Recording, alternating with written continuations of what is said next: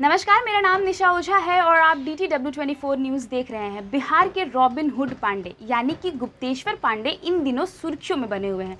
सुर्खियों में बने रहने का वजह आपको पता ही है कि उन्होंने पुलिस की वर्दी को छोड़कर नेता का कुर्ता धारण करने का फैसला कर लिया है। अब क्योंकि बिहार में चुनाव है तो वो आए दिनों सुर्खियों में बने हुए हैं। इस वक्त वो सुर्खियों में इसलिए हैं क्योंकि उन्होंने जदयू को ज्वाइन कर लिया था, लेकिन वो बक्सर की सीट से चुनाव तो लड़ेंगे, पर जदयू के कोटे से नहीं बल्कि बीजेपी के कोटे से। बिहार की राजनीतिक गलियारों से ये बड़ी खबर आ रही है। खबर ये है कि बक्सर सीट को लेकर के फंसा पेच क्लियर हो गया है। एनडीए की ये सीट बीजेपी के कोटे में ही रहेगी और पूर्व डीजीपी गुप्तेश्वर पांडे ही यहाँ से उम्मीदवार होंगे। बीजेपी के विश्वस्त सूत्रों की अगर माने तो बक्सर सीट को लेकर के फंसा पेच अब पूरी तरह से क्लियर हो गया है। बीजेपी किसी भी कीमत पर इस सीट को जदयू को देने के लिए तैयार नहीं है, जिसके बाद जदयू बैकफुट पर आ गई है और बक्सर सीट पर अपना दाव छोड़ दिया है।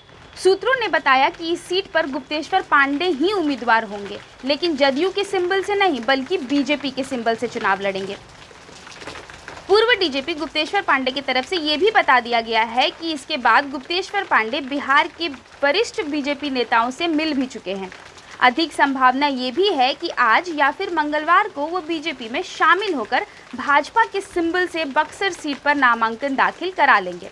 बता दें कि बक्सर सीट पर भाजपा की तरफ से अमरेंद्र पांडे को लेकर के जबरदस्त लॉबिंग हो रही थी, लेकिन गुप्तेश्वर पांडे की वजह से ये पेच फंस गया था। अब पूर्व डीजीपी गुप्तेश्वर पांडे पर ही दाव लगा रही है। डीजीपी के पद से वीआरएस लेने के बाद गुप्तेश्वर पांडे जदयू में शामिल हो गए थे।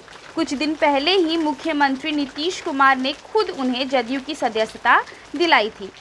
रिटायरमेंट के कुछ महीने पहले ही गुप्तेश्वर पांडे ने वीआरएस ले लिया था। उसके बाद ये कयास लगाया जा रहा था कि वो राजनीति में नई पारी की शुरुआत करेंगे और इन कयासों को सही ठहराते हुए गुप्तेश्वर पांडे ने जदयू ज्वाइन कर लिया। गुप्तेश्वर पांडे को लेकर के अब ये खबर आ रही है कि वो बक्सर के ही विधानसभा सीट से चुनाव लड़ेंगे। अब ये देखना दिलचस्प होगा कि जिस गुप्तेश्वर पांडे ने पुलिस की वर्दी में इतनी लोकप्रियता बटोरी, अब वो नेता के पद पे बैठने के बाद कितने ज़्यादा लोगों के नज़र पर चढ़ते हैं और कितना ज़्यादा लोगों का प्यार उनको मिलता है। ये गुप्तेश्वर पांडे के लिए नई पारी की शुरुआत है, जिसके साथ वो इस बार के विधानसभा चुनाव में बक्सर सीट से उतर रहे हैं। बहरहाल इस तरह की तमाम बड़ी खबरों को देखने के लिए आप हमारे चैनल के साथ बने रहिए। अगर अब तक आपने हमारे पेज को लाइक नहीं किया है तो फेसबुक पर लाइक कर लीजिए, यूट्यूब पे सब्सक्राइब कर लीजिए और बेल आइकन ज़रूर प्रेस करिएगा ताकि हमारे वीडियो का नोटिफिकेशन आप तक पहुंचता रहे। बहुत बहुत शुक्रिया।